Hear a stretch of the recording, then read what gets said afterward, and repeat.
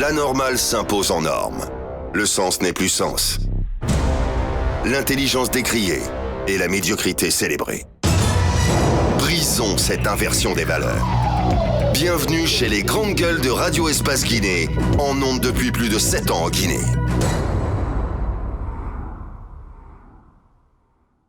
Vous retrouvez l'essentiel de cette émission en prime, en rediffusion tous les soirs sur 99.3, 99.4 aussi sur Suite FM dans la zone spéciale de Conakry. Vous êtes à l'international, vous nous écoutez à Dakar, mais aussi à Bamako via notre site internet www.espacefm Guinée. C'est le cas aussi au Maroc.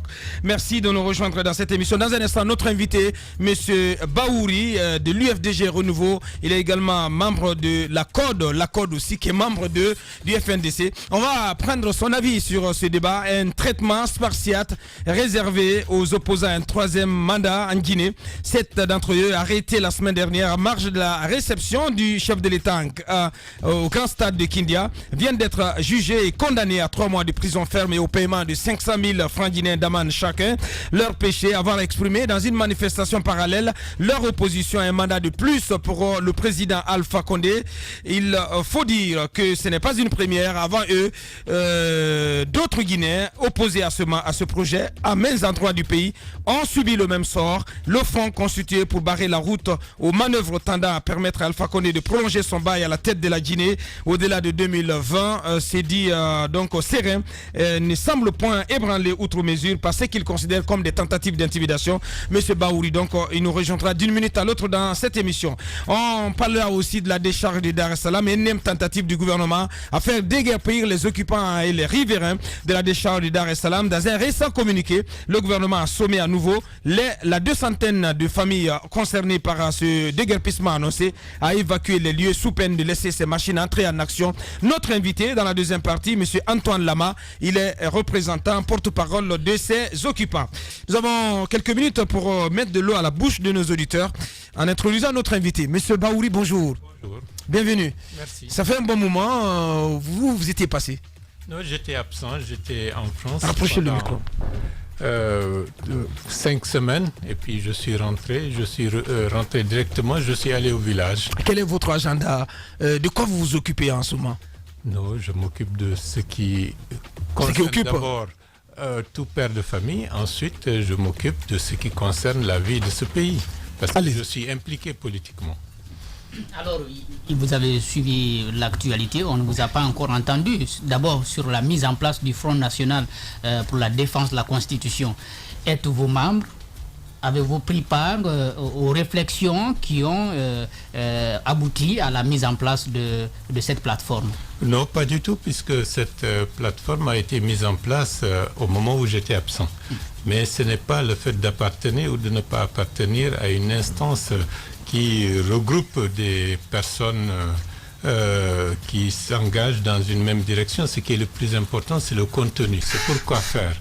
Et le pourquoi faire, bon, j'en discuterai cet après-midi avec les initiateurs de cette plateforme. Vous êtes de la CODE?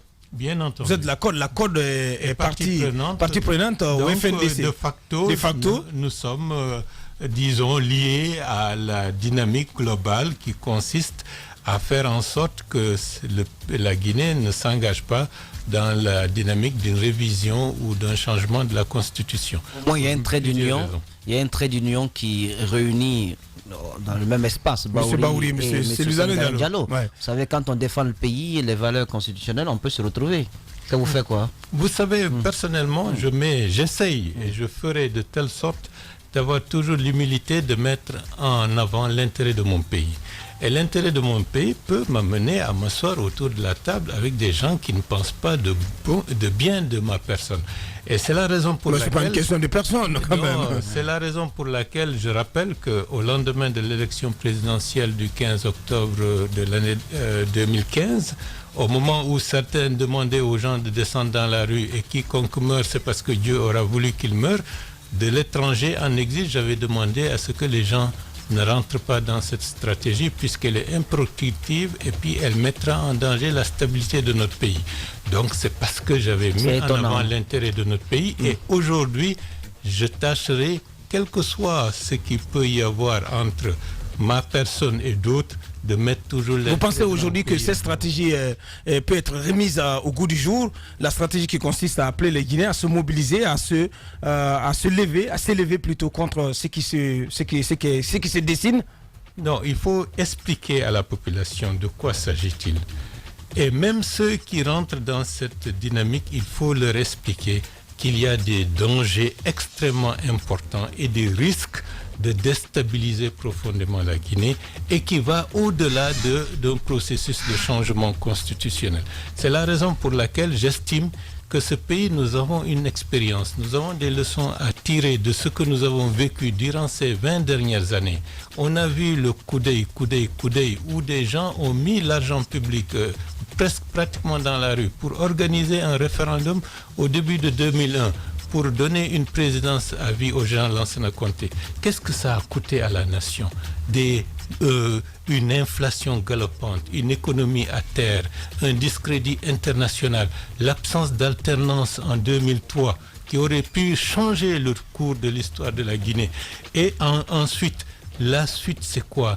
Une instabilité sociale, des tueries massives, une junte qui arrive au pouvoir à la mort du général Lansana Conté. Et ça nous a retardé presque 10 années de perdu. Est-ce que nous ne devons pas tirer les leçons de cela pour éviter de répéter toujours les mêmes erreurs et les mêmes fautes? C'est à cela que j'appelle la grande majorité de nos compatriotes. Et voilà, le temps est donné et on revient pour continuer cette émission, continuer cette interview avec notre invité, M. Barouri, de la convergence de l'opposition démocratique, qui se réclame toujours. Est-ce qu'il se réclame toujours vice-président de l'UFDG? On va en savoir. Une courte pause, on revient pour continuer cette émission. Véritable success story de la radio Espace Guinée, les grandes gueules, détentrices des meilleurs scores radio en Guinée, de la meilleure émission talk show, a donné le créneau horaire du départ au bureau et du retour à la maison, récoltant depuis des années consécutives le titre d'émission la plus écoutée en Guinée, toutes catégories confondues. Un grand total de plus de 5 millions d'auditeurs ont été fidèles au talk show Les GG, diffusé jour après jour sur toutes les stations du réseau Adafo Média de 9h à 10h30, un exploit qui restera longtemps dans les annales de la bande FM en Guinée.